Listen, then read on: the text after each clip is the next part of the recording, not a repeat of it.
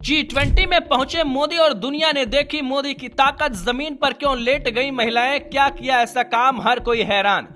प्रधानमंत्री नरेंद्र मोदी भी हुए दंग। G20 से भारत को क्या होगा फायदा, कैसे बड़ी मछली फंसाएगा भारत, गजब का है खेल। G20 में शामिल होने के लिए प्रधानमंत्री नरेंद्र मोदी जब दक्षिण अफ्रीका पहुंचे तो पूरी दुनिया के कैमरे नरेंद्र मोदी की तरफ घूम गए। अमेरिका ने इसका बहिष्कार किया था, लेकिन प्रधानमंत्री नरेंद्र मोदी जब पहुंचे तो सुर्खियां अपने आप बन गई। जोहान्सबर्ग में प्रधानमंत्री नरेंद्र मोदी का जबरदस्त स्वागत किया गया, लेकिन वहां से जो तस्वीर आई वो पूरी दुनिया में चर्चा का विषय बन गई। महिलाओं ने जमीन पर लेटकर एयरपोर्ट पर जबरदस्त स्वागत किया। नृत्य और शास्त्रीय संगीत के साथ ऐसा माहौल बना जिसको मोदी भी देखकर दंग रह गए होंगे। सवाल यही है, भारत G20 में इतना खास क्यों है? भारत को G20 से क्या कुछ मिलने वाला है? भारत की क्या कुछ तैयारी है? चलिए सब कुछ आपको बताएंगी ज्योति विनय कपूर।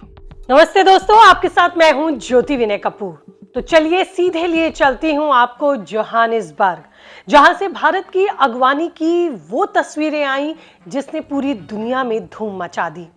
कैसे कलाकार नतमस्तक होकर भारत के प्रधानमंत्री नरेंद्र मोदी का स्वागत कर रहे हैं। जोहानिसबर्ग में 20वां G20 लीडर्स समिट शुरू हो चुका है।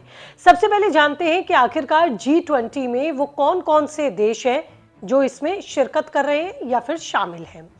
अर्जेंटीना, ऑस्ट्रेलिया, ब्राजील, कनाडा, चीन, France, Germany, Bharat, Indonesia, Italy, Japan, दक्षिण कोरिया, मेक्सिको, रूस, सऊदी अरब, दक्षिण अफ्रीका, तुर्की, यूनाइटेड किंगडम और संयुक्त राज्य अमेरिका, इन देशों के साथ यूरोपीय संघ 20वें सदस्य के रूप में शामिल है। ये वो तमाम देश हैं जो G20 में शामिल हैं और फिलहाल कुछ देश हैं जो शिरकत भी नहीं कर रहे हैं। G20 दुनिया की सबसे बड़ी अर्थव्यवस्थाओं का एक मंच है जिसे वैश्विक आर्थिक मसलों, चुनौतियों से संभावित समाधानों पर चर्चा के लिए बनाया गया है। ये दुनिया की 85% GDP और 75% वैश्विक व्यापार और 2/3 जनसंख्या का प्रतिनिधित्व भी करता है। लेकिन आपको ये भी बता दूं कि ना तो चीन के राष्ट्रपति यहां इस बार पहुंच रहे हैं और ना ही रूस के राष्ट्रपति व्लादिमीर पुतिन, और अमेरिका के राष्ट्रपति डोनाल्ड ट्रंप ने तो इसका सीधा ही बहिष्कार कर दिया है। मतलब सीधे तौर पर इस मंच के सारे देशों को लीड करने की जो जिम्मेदारी है वो भारत के ऊपर आ गई है। और यही बड़ी वजह है कि जब प्रधानमंत्री नरेंद्र मोदी वहां पहुंचे तो भारत से लोगों की उम्मीदें कई गुना बढ़ गई। भारतीय समुदाय के लोगों ने जबरदस्त अंदाज में प्रधानमंत्री नरेंद्र मोदी का स्वागत किया। पारंपरिक तरीके से एयरपोर्ट पर महिलाओं ने नृत्य किया। नतमस्तक होकर भारत के सम्मान में गजब का माहौल बना दिया।